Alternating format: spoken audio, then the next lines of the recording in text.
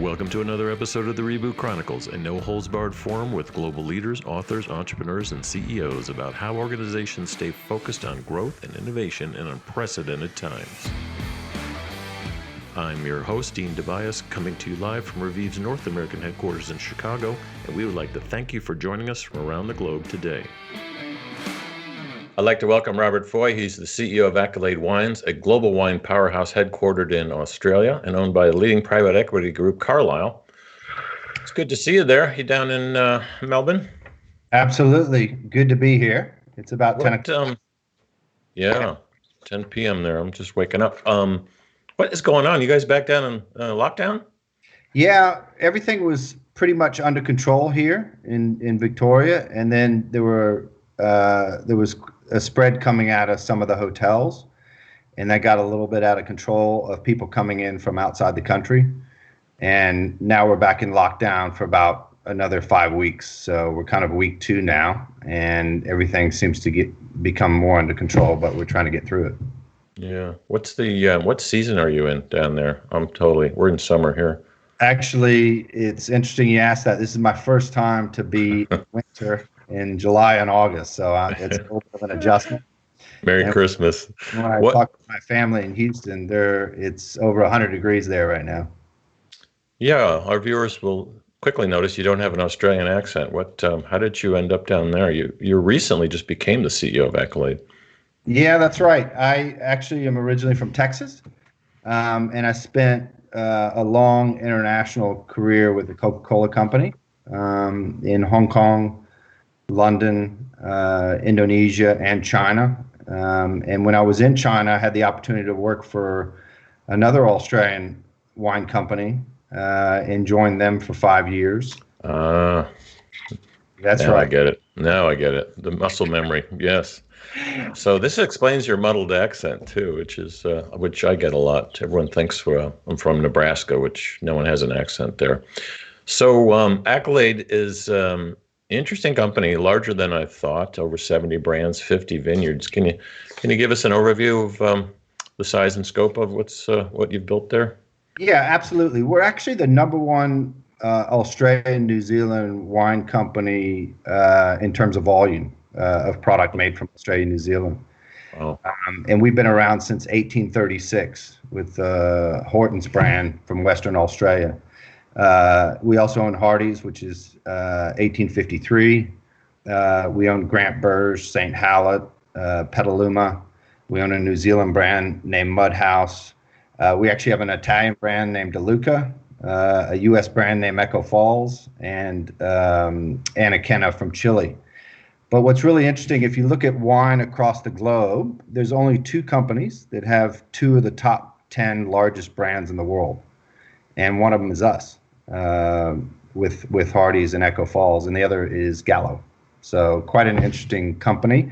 We are global, and we've got a great global footprint, and we're starting to run the company more like an FMCG and more like a startup, moving fast, expanding fast. And there's a couple markets that, we're number 2 in the Australian market. We're number 1 in the UK market in terms of wine.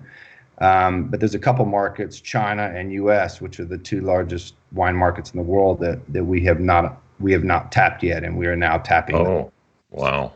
So then they're both massive if you're just starting there. US being the biggest premium wine stop in the world, and China apparently the biggest red wine, or at least that's their biggest seller, right? Yeah, you hit the nail on the head. I mean, the US is the number 1 premium wine market in the world. They love Australian wine. Which one is your premium of all those brands? Yeah, actually, Grant Burge and St. Hallett, they both come from Barossa Valley. Nice. They have some wines that go up to $400 or $500 a bottle. Nice.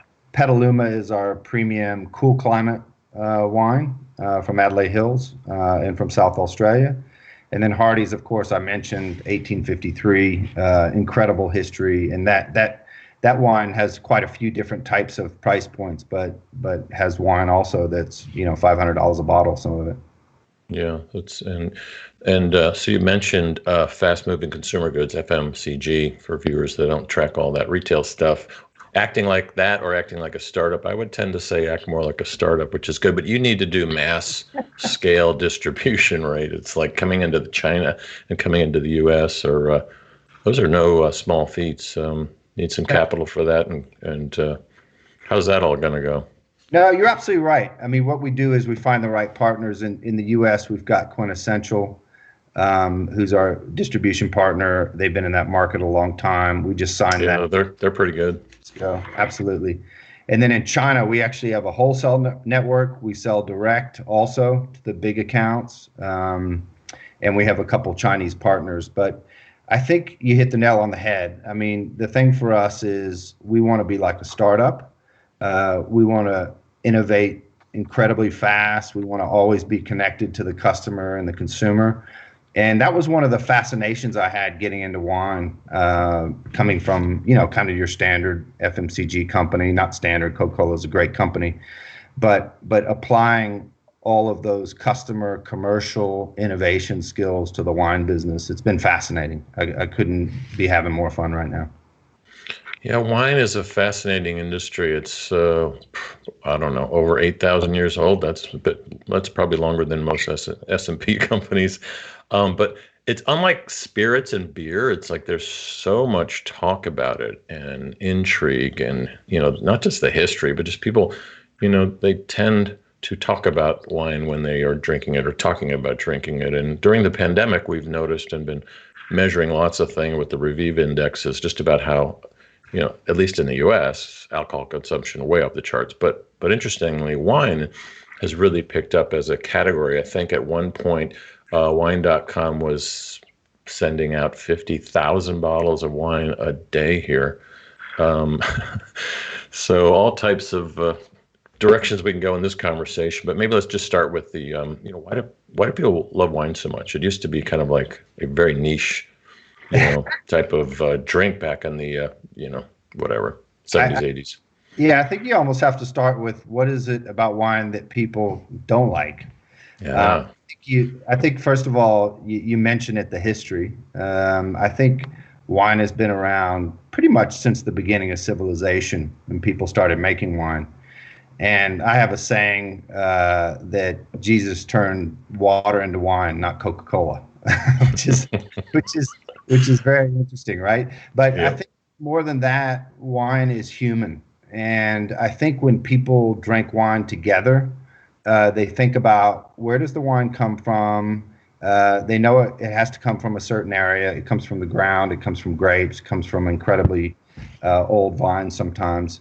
But also the human connection. And I think one of the things that makes wine even more interesting than anything else is the connection with food. And there's just absolutely nothing better than to have a nice bottle of wine, and preferably one of our brands, of course, with an incredible meal with your spouse, with your significant other, with your friend, with a colleague. And I think your conversations and the way you feel about the meal and each other is enhanced. And I think that's the real interesting thing about wine.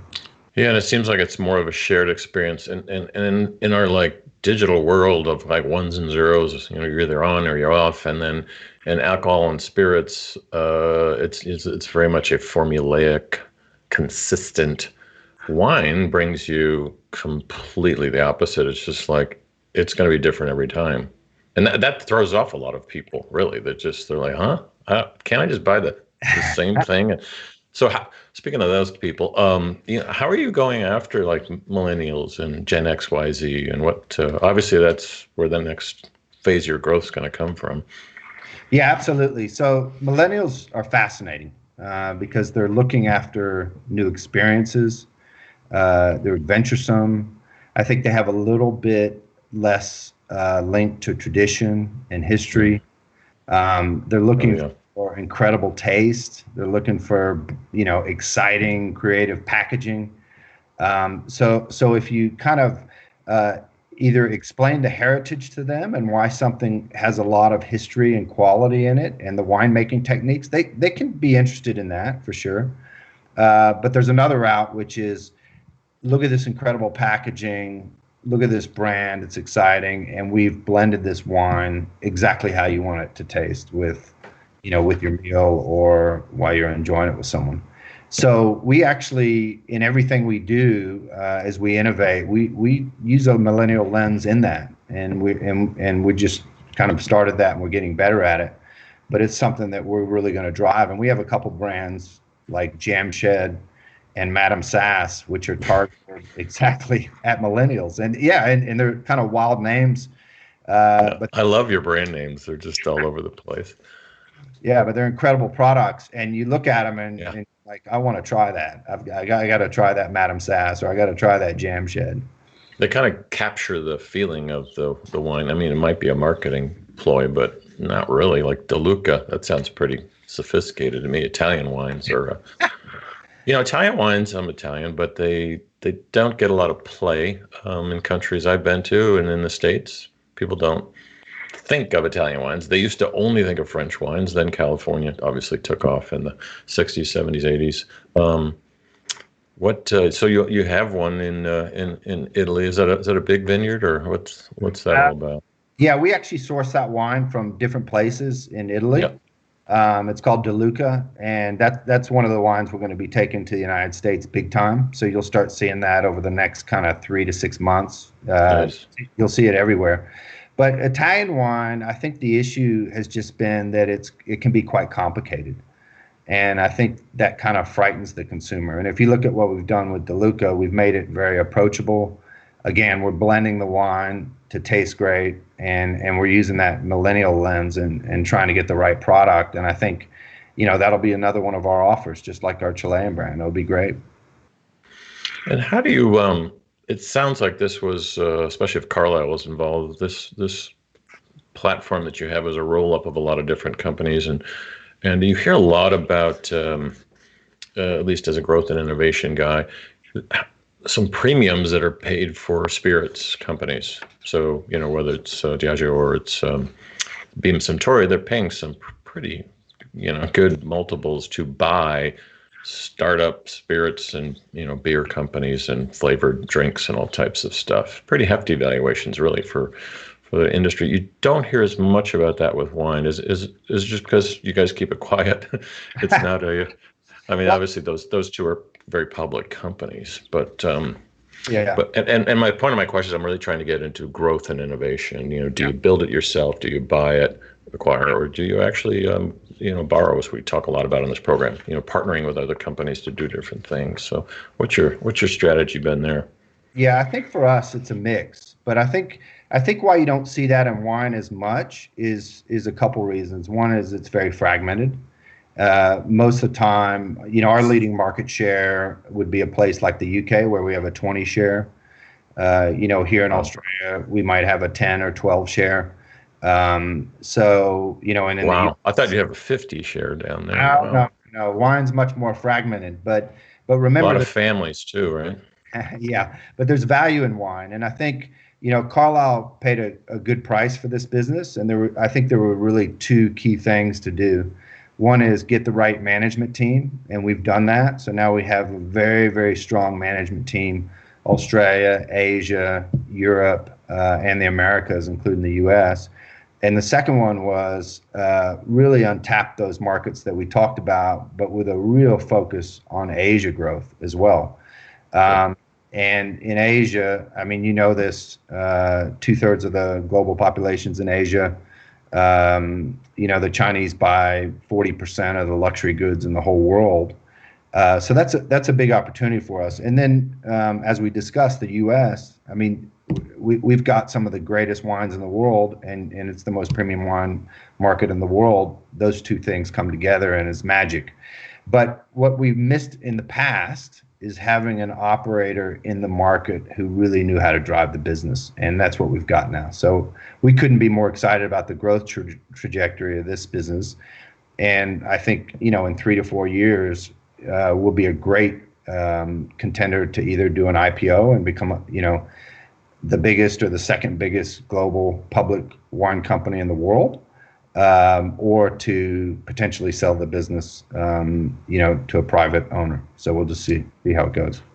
Yeah, when you look at, acquiring other brands, let's just call them, for your portfolio. It's interesting because I know a lot of these people, they're family businesses. They're, whether it's David Deodato, very premium wines out in Napa, or some of the other smaller vineyards. It's I think that's kind of a fascinating thing. Is that why you keep each brand separate, right? Because people kind of feel attached to a little bit to. I mean, there's power shoppers in grocery stores that are looking for the 10% off in the 6-pack in the States. So they are wine price shoppers. Yeah. They know they like Chardonnay, and but she pretty much waits till she gets to the store to see what they're pushing. And I don't know about your countries, but that you're in, but in the States, there are a lot of price-conscious wine shoppers. Not necessarily cheap wines, but they're in the mid-cap, let's just call them, I don't know, $20 to $40 range, where the signs are like $10 off, and they gravitate to that aisle. And next thing I know, their cart is filled with, at least not a case, but it's like half a case kind of shoppers. Yeah. I mean, for us, the brand is absolutely important. And I think it goes back to what you said before, which is, the market's fragmented. And when a consumer finds a brand of wine where you over deliver the quality for the price point, right, and you do that consistently, and they also know, even in the same brand, if you have a $20 bottle of $20 bottle of wine, and then you have a $50 bottle of wine, you can have those under the same brand. And it confuses them so much. I know. And it's just like, wait a minute, the label's the same as, I'm like, yeah, but look at the year here. This is a very different vintage. Yeah. They're like, this is too complicated. I'm out of here. You're right. It's overwhelming in the store aisles, at least over here. I don't know what it's like. And when I'm in the UK, it's not as insane as it is in the States with, massive either liquor stores or grocery stores, depending on the state you're in. And actually that builds into something else, Dean, which is we've got some data which says that over 85% of the purchase intent or the purchase decision of the consumer is in the store. And that's where our background of our team of driving in-store distribution, and how do you look in store, and what does the label look like, and what does the package look like, and how can you really excite the consumer there? That's going to be our game. And if you look at some of the other winemakers in the business, I don't think they come from that perspective. And we actually mix the best of both, because we have the most amazing, like I said, brands from 1836 and 1853. We've got the most amazing winemaking. We're using the latest technologies on how to make, blend the wine and make it absolutely, delight and surprise your mouth when you drink it.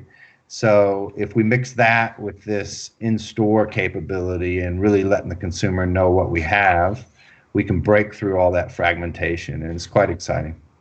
Yeah, that's where your FMCG backgrounds, your team really come into play. You're right. Most of the smaller independent brands, even some of the larger ones, they can't afford to do all the in-store stuff, and they don't have the expertise. No, they typically will hire an agency or something like that. Switching to kind of health and wellness, can we go into that a little bit? So, at Revive, the host of this program, there's a lot of focus right now, especially with 2020, just pandemic stuff going on, to focus more on, nurturing your health and whether it's, skincare or hair care, or just what you're eating and supplements and good food. And is that good for wine versus spirits and beer? Is that, we don't talk a lot about the beverage side. Everyone's focused on food and supplements and, what you can make yourself either look better or feel better or control your weight or whatever the issue is. Where do beverages fit into this? Well, it fits into wine perfectly, and there's a couple things that maybe that's why you left Coca-Cola. No, I mean sugar water. Sorry. I think the first thing about wine is, everyone knows a glass or two of wine is healthy. I mean, it comes from a grape, comes naturally, through agriculture. Wine has certain things in it that are, great for your skin and great for everything. And then in the industry, we're taking on those health needs of the consumer, and we're coming out with things like wine spritzers in a can. We just launched Echo Falls wine spritzer in a can in the UK, and it's got it's got 69 calories. It's 4 or 5% alcohol, very low alcohol. Tastes incredible. And that's another product that millennials will like. They love new packages. They like cans. They like smaller bottles, all that kind of stuff.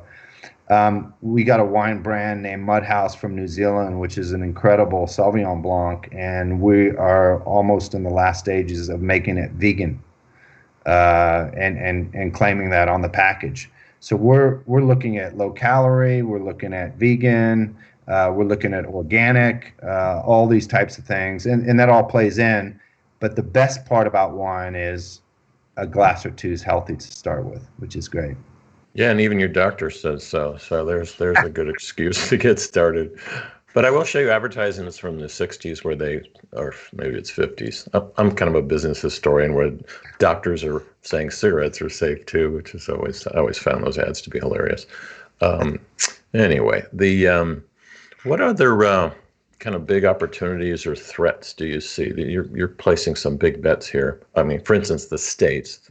That product you brought to the UK will be a huge hit here. People just love, I call them the fizzy drinks. I would put a few cases of that on my boat, and on a hot day they'd be gone in 2 hours. I bet.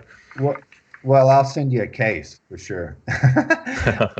I think, to be honest, our biggest threat or issue is just patience and time. I think we've got an incredible team. I think this thing's going to take off.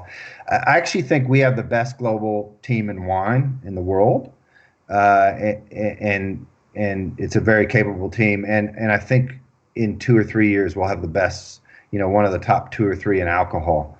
But the other thing that I think has popped up recently, and I learned a long time ago, only control things that you can control and don't worry about things you can't control. But trade and tariffs have certainly popped up. They've popped up in the U.S. from Europe, and recently there's been some discussions in China about higher tariffs and things like that. But again, whenever I see that as a short-term issue, maybe a medium-term issue, but not a long-term issue. And so we just focus on the business. Let's build the brands. Let's build the route to market. Let's get the distribution. And another benefit of having a global wine business, which a lot of wine businesses don't have, is we can be diversified. If a tariff goes up in one place, we can sell more in another. Or bring in from another that's more tariff friendly. What about having companies here in the U.S. though? I mean, if you're looking at the 10-year window here, that's obviously on the table. Yeah, it definitely is on the table. And what we want to do is we want to set up our team there, really drive the business and get our brands well distributed. And then we're going to look at buying a couple potentially U.S. brands, premium brands, not kind of low price money. Yeah, absolutely. Those you can import. You've got that pretty much cornered. Yeah. And I think long term also, even in China, there will be a big appetite for premium U.S. brands in China. Again, you've got a tariff situation there that's not great for the short term. But I mean, why is that? They don't make a lot of their wines there. So why they tariff them? Because that's just opportunistic, or this isn't a geopolitical show. But I just opened up a can of worms. Go ahead. I think there's always more things behind tariffs than just economics. So I'll kind of leave it at that. Yeah, I think you can. Yeah. It's so what? Why do they like red wine so much in China? It's massive over there. It's white because they make rice wine for years, centuries probably, which is mostly white wine. No, that's a very good question. I think what happened was when the Chinese really started making wine and getting into kind of more international wine, then a lot of the local Chinese wine companies and alcohol companies started making red wine. And now China is the largest red wine market in the world. And as you know, I mean, the middle class has grown there by hundreds of millions of people over the last, 5, 10, 15 years. Right. And they want experiences. They want travel. They want to learn about the world. And one of the things that I learned, because, having a portfolio from all over the world, one of the things I've learned is that Australian wine is uniquely an opportunity in China. One, because of geographically we're closer than some other countries, but more Right. importantly, the taste profile of Australian wine, which is quite fruit forward and quite smooth and balanced and maybe a little bit sweet, you might say, because of the fruit forward. The Chinese love it. What does that mean? It means that when you drink it, the taste just naturally kind of comes on your mouth, and you get more of the fruit flavor and the grape flavor. Right. All natural, of course, but it just fits with the Chinese palate. And I think when you go to kind of some of the older world wines, they can be a bit more bitter and a bit harder to learn how to drink. And also, the travel between China and Australia is great, and obviously people know the climate and the environment in Australia is amazing, as well as New Zealand and Tasmania as part of Australia. So we've got a big opportunity in China. So it's great for our wines. And I actually said once, and I still believe this, that 20 years from now, there probably won't be enough premium red wine in the world to satisfy China's thirst. Yeah. So speaking of, I don't know why people call these emerging markets, because they've arrived a long time ago. But let's move to India. There's no one talks about India and alcohol consumption that in a lot of the conversations I have. Do you see that as they're obviously more health conscious as a big wine market over the next decade? Totally. We actually just added a guy. His name's Pushkar. He's actually originally from India, but he lives in Indonesia. And we have put him in place to develop the India market. And, the issue with India is that the wine market right now is smaller because the spirits market is so big. So it'd be much, much smaller market than, say, China, obviously. It is growing, and there's a huge opportunity. And then each region in India has its own kind of laws and label laws. So it's not actually one tariffs. It's not really one market. No. But I think there's opportunities there for us, and we're definitely going to develop it. And we might even local bottle there at some point. And we're definitely developing. That makes sense. Yeah, we're definitely developing the e-commerce side of it, which is also exciting. Yeah, whenever I go over there and we have, big long dinner, I'm always surprised the amount of like brown alcohol consumption that's going on. I always thought it would be wine. It's and they're a lot of these people I know they're connoisseurs of it. They know more than I do about how to select each one and the aging of it. Very different from vodka, which is just more, as I said before, a little bit more mechanical and consistent. So it's interesting because it's just population-wise much bigger than the United States, but just a longer tail to get there probably. Absolutely, it's rum it's a rum and whiskey market. But here again, you go to millennials, and that's where you're going to see the shift. Millennials, while they'll have some of the traditions of their parents and of the history, they'll also be much more open to try new things. And as they travel and the internet and everything else, wine is going to be something they get interested in. Yeah. Can we shift to other substances in the States? There's no consistent policy around this, but state by state, we're legalizing things like marijuana and all types of other things. And I spent a lot of time living in Colorado as well as Chicago. So the difference between the two, Illinois just legalizing this year versus Colorado, they've been high for a while. And you mentioned food pairing, so I just can't resist. But wine and marijuana pairing is that a thing? Yeah, not really for us, I don't think, and definitely not in the next 2, 3, 4, 5 years. But you bring up a good point. But they're doing it, is my point, as consumers. Yeah, I've been to these parties.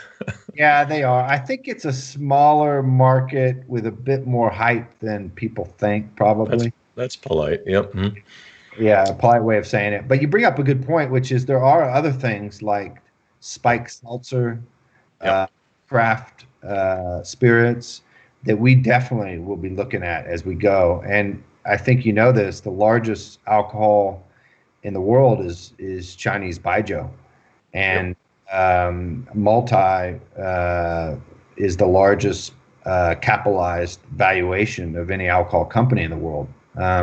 So that's another alcohol that we'd like to look at in the future. But we want to get our house in order. We want to get our incredible brands around the world, and then we'll start to kind of expand in these other things.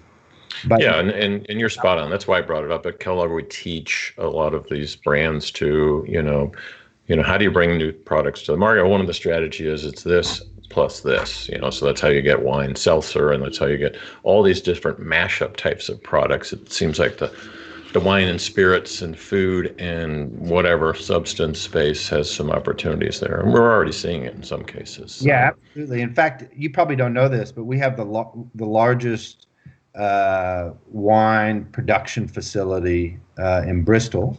It's called the Park. Wow. It's a 30 million case facility in terms of its capacity. And that's where we're making that Echo Falls wine spritzer.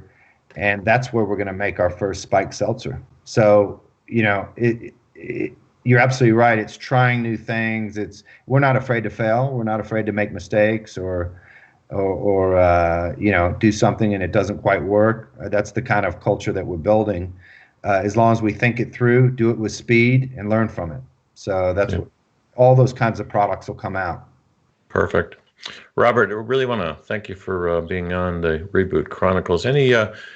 Any parting words of wisdom for our viewers around the world, both corporate and startup people and individual people that are interested in your brands, of course, but just on the business side, you've done a lot. You've been kind of like a Renaissance man, and I definitely think you've found your sweet spot here. But any parting words of wisdom? Yeah, my parting words of wisdom is two things. One is get the right team, because it's all about the people, and when you get the right team, you can do absolutely magical things. And the second thing is don't be afraid to fail. I've failed a few times in my career with different things, but it's made me stronger, and I couldn't be more excited about our future at Accolade Wines. And thanks for having me. This has been fabulous. Perfect. And I say this with all sincerity. Cheers. Cheers to you too. It's good to see you again. Good to see you again, Dean. Take care. Bye-bye.